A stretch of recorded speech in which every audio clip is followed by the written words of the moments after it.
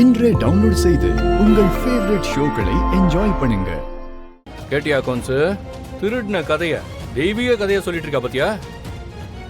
இப்ப சொல்லு, இவ்வளவு சும்மா விடணுமா? ஏய், நீ என்ன கதை சொன்னாலும் சரி, எனக்கு தெரியாம என்னோட பேக நீ எடுத்த வரைக்கும் நீ திருடிதான். உன்னோட சர்டிபிகேட்ல எனக்கு தேவையில்ல.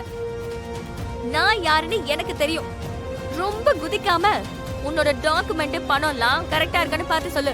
இந்தா அக்கவுண்ட்ஸ் எண்ணி பாரு.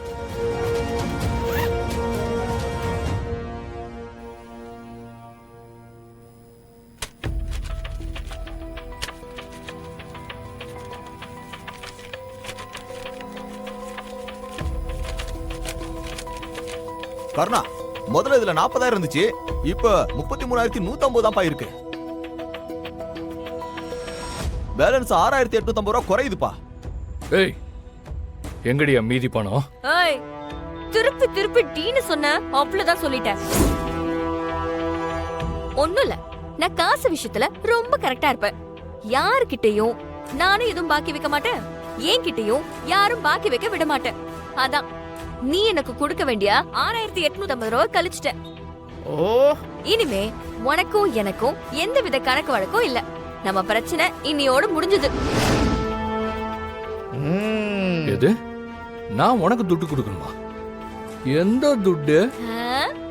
அன்னைக்கு நான் டெலிவரிக்கு கொண்டு போன கேக்கலாம் கீழே தள்ளிவிட்டு நாசம் பண்ணல, அந்த கணக்கு. 6,850 ரூபாய் கேட்டேனே, மறந்து போச்சா?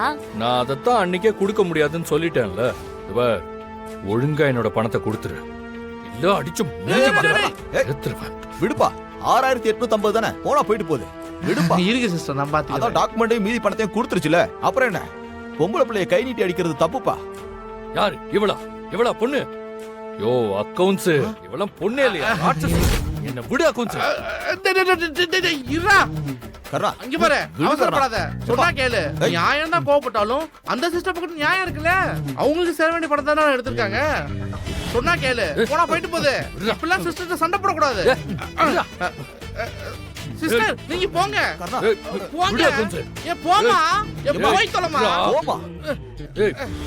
ஏய் ஏய், என் டென்த் தப்பிச்சதான் நினைக்காதடி.